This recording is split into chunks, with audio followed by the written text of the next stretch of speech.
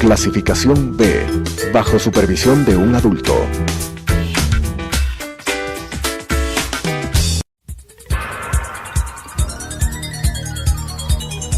Las opiniones vertidas en este espacio por la producción y dirección del programa son de exclusiva responsabilidad de sus autores y de quienes intervienen en ellos.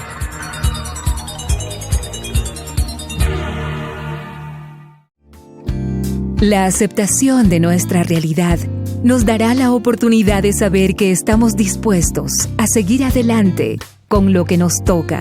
Te invito a acompañarnos. Hoy es un buen día para empezar de nuevo.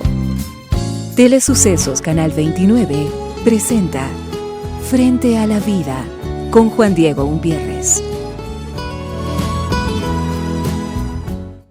Bienvenidas, bienvenidos, yo soy Juan Diego Umpierres, es un gusto acompañarnos, siempre acercarnos en tu espacio, en tu punto de suspiro, de reflexión, de sonrisas, a veces de algunas lágrimas, pero es parte de los matices que buscamos siempre encontrar y buscar ese punto de conciencia sin ánimo de entrar en verdades ni dogmas, sino más bien buscar sentarnos en una mesa para llevar herramientas funcionales, alternativas, que nos pongan en contacto con este maravilloso privilegio que es la vida, el buen vivir, las ganas de estar presente, bueno, despierto en buena conciencia. Redes sociales a través del Twitter y del Facebook como Juan Diego Motiva y por supuesto también en el Facebook Frente a la Vida. Ahí vas a ver todos los programas que vamos subiendo en HD gracias a Telesucesos para que si no nos pudiste escuchar en este tu espacio de radio a las 21 horas te encuentras con nosotros y bueno, y en familia o solita o solito te reúnes para vernos en pantalla para poder llevar esos puntos que toquen directo tu corazón, directo tu cerebro, como lo quieras llamar, y podamos llevar ese espacio de sonrisa aquí frente a la vida. El 29 de junio, el debate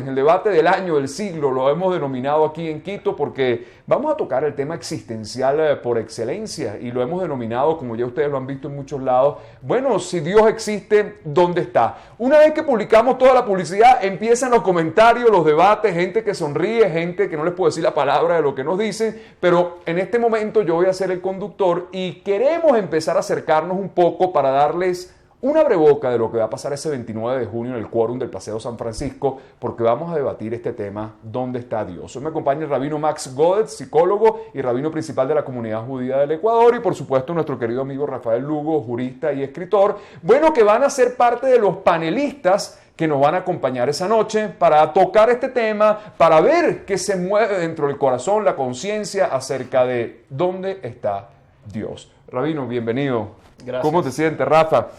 Encantado. Encantado. Tú y yo hemos tenido unos cuantos programas que ya nos han escrito, ya algunos te han dicho cuál es tu destino final. Por supuesto, okay. Ya, la Paila VIP. La Paila VIP, eso lo habíamos dicho. Bueno, tenemos hoy al rabino para poder conversar de este tema. Sin duda la existencia de Dios, rabino, sigue siendo la pregunta existencial por excelencia, más allá de la religión. La gente cree, gente que no cree, pero empezaría preguntando, ¿se puede vivirse en fe? ¿Qué pasa cuando la gente no vive con fe? ¿Qué pasa cuando se extravía eso? ¿Es necesario? ¿No es necesario? ¿Por qué? ¿Cuál es el argumento de esa convicción que necesitamos algo superior para mantenernos, bueno, en esta dinámica de la existencia? Esta es una pregunta difícil. Normalmente, una persona sabemos que todos nacemos ateos, ¿ya? No nacemos, no está comprobado. Si bien que hay una teoría que trata del tema que Dios está en nuestra ADN, es decir, que en determinado momento de la vida, naturalmente vamos a hacer esta pregunta, es como hay una inducción biológica, en orden biológica, pero sí, en general decimos que nacemos todos ateos, ¿sí? Y lo que vamos a hacer, lo que vamos a creer, depende de nuestro medio, de lo que nos da nuestro entorno, de que nos van a enseñar. Entonces, en la mayoría absoluta de las culturas hay la idea de Dios, sea un Dios, el Dios del monoteísmo, el Dios de Spinoza, el Dios de las tribus indígenas, africanas. Pero la fe durante toda la historia es indiscutible que la fe siempre fue una herramienta importante, principalmente para lidiar con las adversidades. Si me preguntas, ¿puede alguien vivir sin fe? Esta es una pregunta difícil, bien relativa. Justo hablábamos antes de iniciar la grabación de países primer mundo, países como los Países Bajos, Noruega, Suecia, donde son considerados por lo menos países con un alto índice de felicidad. La gente se declara bastante feliz. Y son países de mayoría atea. Entonces, es una pregunta difícil, no te puedo decir, ni yo ni nadie podemos decir, alguien puede ser feliz en la fe, pero que la fe es incuestionablemente una herramienta importante para que uno se sienta la plenitud, la felicidad, obviamente que sí. ¿Y qué te hace eco a ti cuando yo te digo la palabra fe? Pienso en mí mismo. La fe, por supuesto, que es útil. El ser humano tiene beneficios y también ciertas consecuencias, no necesariamente malas ni buenas, de tener inteligencia. ¿No? El nacer ateos es verdad, y en algún momento preguntarse sobre quiénes somos es el resultado de ser autoconscientes, ¿no? y de hacerse preguntas. Eso es lo que nos ha llevado a donde estamos ahora, a tener la tecnología que tenemos y ciertos niveles de organización que de mayor o menor nivel de civilidad y con mejores o peores resultados dependiendo del sitio. Entonces, el hecho de que el ser humano se pregunte algo más allá de sí mismo es solamente una consecuencia de sus conexiones neuronales, ¿no? Y de ahí es obviamente necesario tener siempre una aunque sea mínima, filosofía de vida, ¿no? Y la religión fue eso, la más básica filosofía de vida en un inicio. ¿Y ¿no? tú sientes que a medida que vamos avanzando en el mundo científico, ese encuentro con Dios se hace más lejano? O sea, basado en lo que tú dices, un proceso de neurociencia, todo pasa en el cerebro. Entonces, el área espiritual, ¿tú lo ves como una convicción netamente de un proceso que pasa neurológicamente? Sí, y que ahí está todo. Y está digamos, demostrado, la neurociencia está muy avanzada, se conoce incluso en qué partes del cerebro se activan qué sentimientos y qué sensaciones. El tema es que la religión tiene más tiempo. O sea, hay paradigmas que vienen miles de años. Hay una ventaja del pensamiento irracional, místico, ¿no? La ciencia, digamos, aparece, pongámosle 200 años, 300 años, tal vez como un hito, la teoría de la evolución de Darwin, como para hablar de algo que realmente sacudió las bases de la religión. Pero sientes que la ciencia te da la respuesta completa de todo el grado de la existencia. O sea, ¿sientes que es conclusivo, que lo que tenemos hoy en día es suficiente como para decir que Dios no existe a través del mecanismo científico? Sí, porque, mira, todas las evidencias, entre comillas, de la existencia de Dios eran todos esos fenómenos naturales para los cuales no había explicación. Es decir, un montón de gente llena de supersticiones encontró en un Dios la explicación de los terremotos, de las erupciones, de la muerte, de la enfermedad, etcétera, etcétera. Y a eso súmale también la necesidad, el miedo y además luego quienes se sumaron a esa idea por motivos políticos, porque no hay nada más útil para la política que la religión para mantener organizadito y contento, entre comillas, o al menos sin reclamar a los pueblos. Entonces, pero todas las evidencias de la existencia de Dios han sido explicadas, ¿no? Ok, voy a dejar eso por otro lado. Y voy a pasar la pregunta para que la contestes al regreso, Rabino. ¿Es la ciencia el mecanismo de explicación realmente de la existencia? Ahí podríamos poner una premisa máxima, el huevo o la gallina. ¿Ya tenemos esa explicación? ¿O todavía podemos aspirar de que hay un proceso místico, según Rafael, que nos puede dar otra respuesta? Hoy estamos debatiendo dónde está Dios frente a la vida. Eso no te lo puedes perder, 29 de junio en el Paseo San Francisco, porque tenemos un panel que seguro va a conectar a tu conciencia, a tu corazón con esta pregunta existencial. Regresamos frente a la vida, hoy conversando con el rabino Max Godet y nuestro querido escritor y jurista Rafael Lugo. Bueno, dos posiciones. Rafael acaba de establecer que la ciencia tiene ya la convicción, la certeza, de que todo se puede explicar a través de ese mecanismo. Ahora te pregunto, rabino, ¿ya la ciencia realmente a ciencia cierta, valga la redundancia, nos puede establecer que el planteamiento de Dios es inexistente? Primero que, hay obviamente no estaré de acuerdo para nada con el argumento de Jafé luego, porque primero, ¿qué es la ciencia? ¿Qué es Einstein? Einstein dijo que creía en el Dios de Spinoza. Spinoza tenía su idea de panteísmo, de un ser supremo que aunque no se mete en lo que pasa acá en nuestro plan, pero que sí existe. Newton, ni que hablar, el éter, y aparte de esto tenía otras inclinaciones, o sea... Si vamos a hablar de ciencia, ¿de qué estamos hablando? ¿De la ciencia de Newton, de Einstein, de Borges, Spinoza? ¿Qué otros nombres me puedes traer? Y trabajemos. Hoy en día yo conozco el más gran ateísta de nuestros días, es Richard Dawkins. Seguramente lo conoces. He leído su libro una y otra vez. Creo que he leído más Richard Dawkins que la Biblia, últimamente, por lo menos. Y quisiera citar algo interesante, una entrevista que hace Richard Dawkins, y a un cierto momento en la entrevista él dice el siguiente: si miramos los detalles en la bioquímica, biología nuclear, se puede encontrar una firma de algún tipo de diseñador. Esta inteligencia superior tendría que haber surgido por sí misma, por un proceso inexplicable. O sea, mismo el gran ateo, no conozco ningún ateo más ateo que Richard Dawkins, y él dice, sí, si vamos a ver los detalles en la ciencia, sí se ve la firma de un cierto diseñador inteligente. Entonces el Dios que quisiera analizar y debatir acá en esta mesa hoy sería el Dios como un ser supremo, una gran inteligencia, que es el Dios judío, es el Dios que yo lo conozco, es el Dios del monoteísmo, ¿sí? Otro argumento que me hablan cuando tratamos de Dios, me van a decir, pero ¿de qué Dios estamos hablando? Porque hay miles de dioses. En India hay 5 para cada día de la semana, como poco. Entonces yo estoy hablando acá y presento acá, qué responsabilidad, un Dios que es el Dios del monoteísmo, es el Dios que es el ser supremo, no los dioses de las tribus africanas e indígenas. ¿Y qué rostro tiene ese Dios? Ninguno. Esto dice el Maimónides. El Maimónides dice algo interesante, el gran filósofo judío. El Maimónides dice, yo creo con fe completa, es decir, no te puedo asegurar, yo no te estoy firmando que yo personalmente creo con fe completa que existe un Dios creador. O sea, él habla de un Dios como el Dios de Spinoza, una fuerza inicial.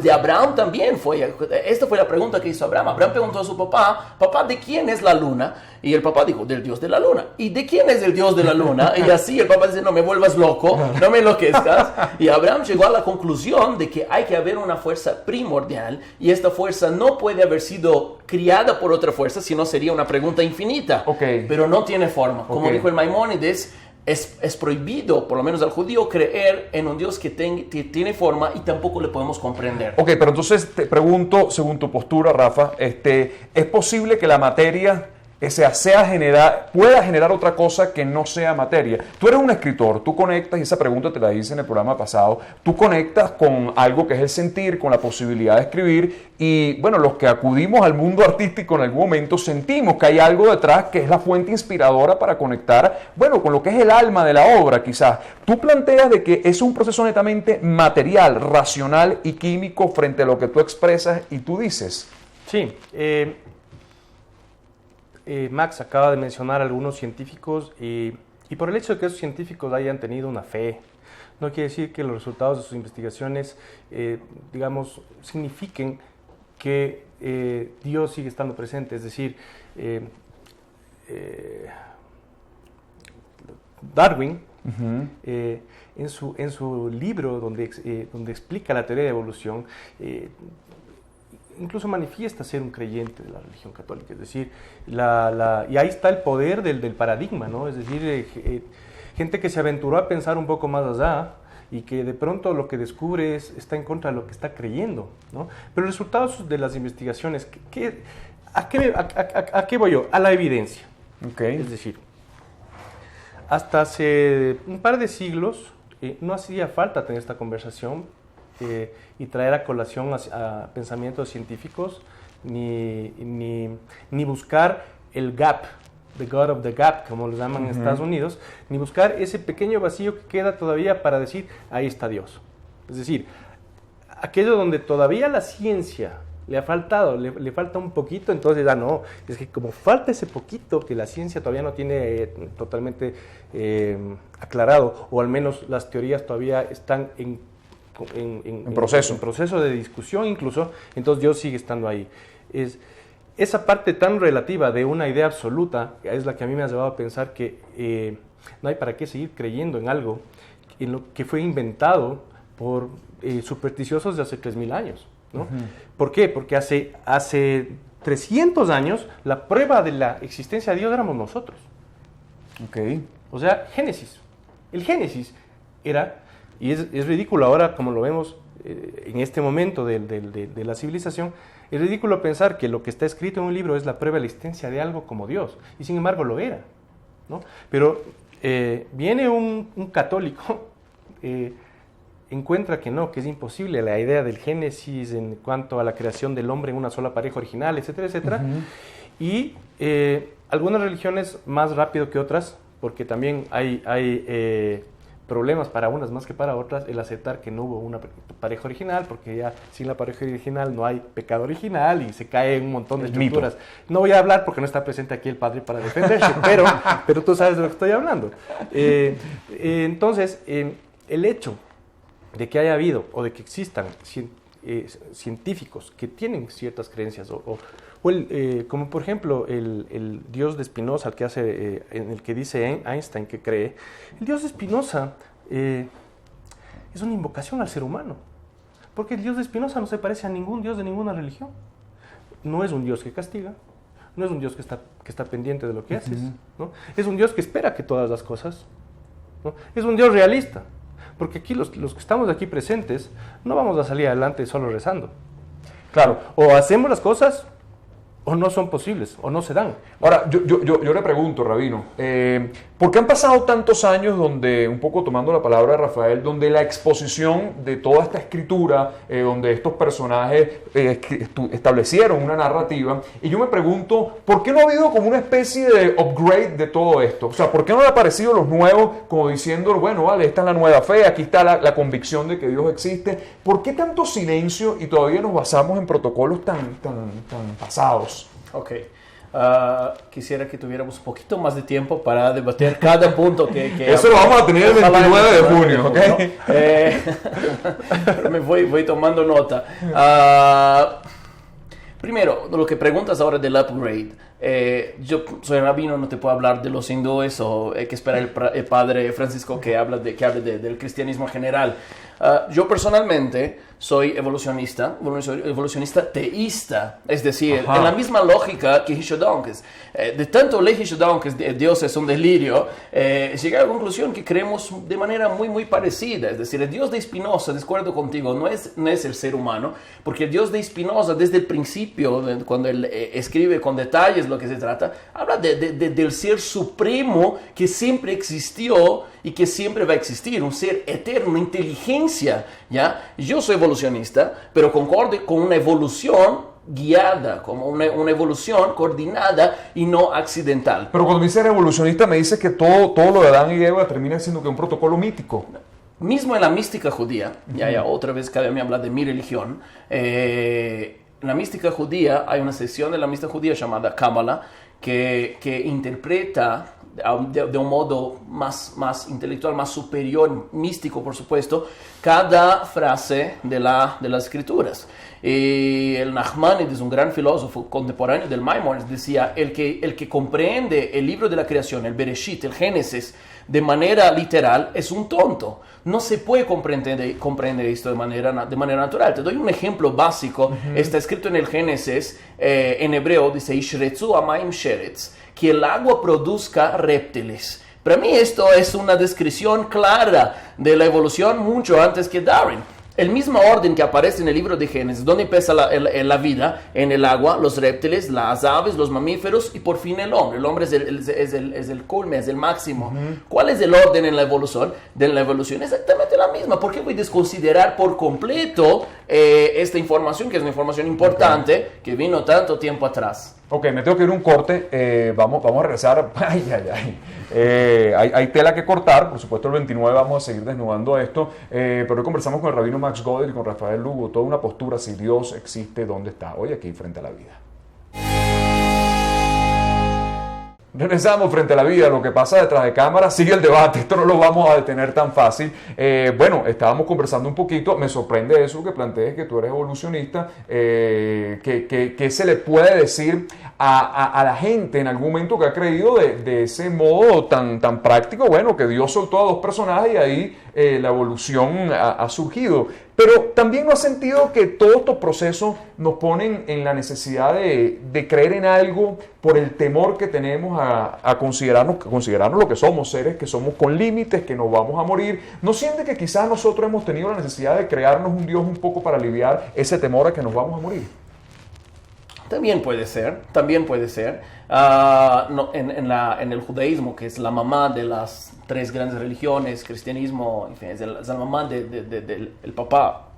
del monoteísmo, creemos que este Dios no surgió por una necesidad del hombre, como suelen decir, como es el argumento ateísta, sino por un argumento racional. Un hombre inteligente llamado Abraham, hace 5.000 años atrás, paró en un mundo totalmente pagano y idólatra, donde había muchas divindades, tuvo el simple raciocinio de que si hay el dios de la luna, hay el papá del dios de la luna. O sea, hay uno que sea más que todos. Y este uno que sea más que todos, obviamente siempre existió. Debe ser eterno, porque si no la pregunta es lo que hablamos antes, es una cuestión ilimitada. Y este Dios no surge como una necesidad del hombre para calmar sus dolores, para traer significado a su vida, sino es una cuestión totalmente racional. Yo me creo más racional creyendo en esto que creer que todo esto es obra de un gran accidente. Si vamos a estudiar cuál es la probabilidad de que llegamos hasta acá, cuál es la probabilidad que las leyes de la naturaleza sean tan perfectas, ¿saben lo que es nuestra ADN?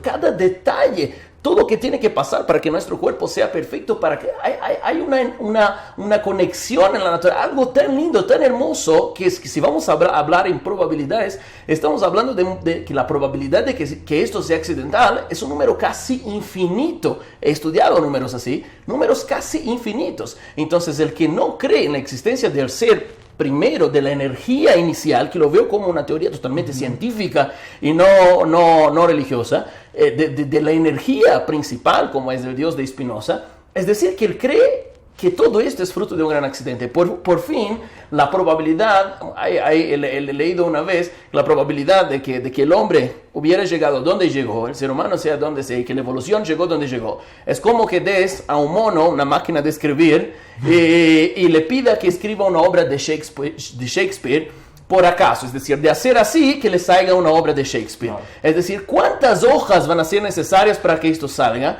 Y si es que la evolución fuera sin una guía, entonces habrían miles y miles, millares, millones, mil millones de especies que fueran frutos de una tentativa mal sucedida. Pero hay una perfección. Y esta perfección obviamente fue guiada por alguien. Creer que esto es accidental, hay que tener mucha fe para esto. Y yo no tengo tanta fe. A ver, en orden. Hablas de Abraham, de un hombre de hace 5.000 años que lanza una especulación, una postura filosófica, ¿cierto? Y de pronto se convierte eso en la gran explicación de todo. Yo me niego. Yo tengo un poco más de fe en el ser humano. Y en el ser humano y en sus procesos de aprendizaje y de liberarse de la ignorancia con respecto a su entorno, ¿no? Porque además, cuando Abraham, y si me equivoco, te ruego me corrijas enseguida, cuando Abraham dice, no, hay un solo Dios, ¿no? Y además somos los judíos los elegidos de ese Dios, ¿no es cierto? Es así, ¿no es cierto? Por eso es el pueblo elegido de Dios, etcétera, etcétera. Lanza también una proclama política, que es lo que ha sido una de las grandes fortalezas de un grupo humano que se ha sentido fuerte por eso y también ha sido perseguido por lo mismo, ¿no? Entonces, yo discrepo de la especulación, siempre. Es decir, todo aquello que no tiene respuesta o que no ha tenido respuesta, de pronto se convierte en la prueba de la existencia de Dios, ¿no? Como te digo, la evolución, tú hablaste al final de tu intervención, me voy a olvidar de la mayoría de las cosas que dijiste, pero al final hablaste de muchísimas especies que han fracasado, que tuvo que haber habido, y por supuesto que las hubo. No te olvides que hasta 65 millones de años hubo una desaparición de todo lo que había en el mundo y que hemos encontrado a través de fósiles y a través de paleontología. Ha ocurrido justamente lo que tú dices, es decir, no es que la Tierra tiene 7.000 años de antigüedad, como dice la Biblia, sino que hay miles de millones de años de antigüedad, de procesos evolutivos, de cataclismos que han terminado lo que había, y resulta que terminamos apareciendo nosotros, y que tú dices que somos perfectos. Eso también es algo como para analizar. Yo diría que no, porque tenemos muchas fallas también. Sin embargo, nos hemos podido posicionar como los, entre comillas, reyes de la creación, como lo planteado varios libros sagrados, y por eso hacemos lo que hacemos con el mundo también, ¿no? Lo cual nos hace pensar que no somos tan perfectos, porque no solamente es una cuestión de que nuestro ADN funcione de tal forma para que nosotros existamos como un robot que todavía no podemos replicar con la tecnología, pero no obstante también hay que analizar qué entendemos por perfección. Uh-huh. Por ejemplo, si nos ponemos un poco poéticos, yo diría incluso más perfecta puede ser una planta. ¿Por qué? La planta te limpia el ambiente, el ser humano te lo ensucia. La planta puede regenerarse si es que la cortas. A ti no te va a volver a crecer el brazo. Es decir, si interpretamos que el ser humano es el resultado de la perfección y que tras de esta perfección tiene que haber una inteligencia que nosotros no podemos entender, podemos interpretar distinto también. O sea, yo no quiero caer en el área de la interpretación, ni en el área de la especulación, ni, como decía al principio para terminar, ni tampoco convertir en la última palabra lo que dijo Maimónides alguna vez o lo que dijo Abraham alguna vez, porque podríamos hacer eso, lo mismo con otras personas también antiguas, uh-huh, también inteligentes, capaces de elaborar una filosofía, y con eso nos lanzamos a creer en cualquier cosa. Voy a cerrar el programa con esto, los voy a comprometer ya una vez para otro programa antes del 29 para volver a sentarnos aquí. Esto es un debate gigantesco, aquí podríamos debatir 5.000 años más, pero quiero volverlos a conectar, porque empezamos a meternos en aguas profundas, que es un poco lo que vamos a tratar de desnudar ese 29 de junio en el Paseo San Francisco. Si Dios existe, ¿dónde está? Eso lo tenemos aquí hoy, frente a la vida. Las opiniones vertidas en este espacio por la producción y dirección del programa son de exclusiva responsabilidad de sus autores y de quienes intervienen en ellos.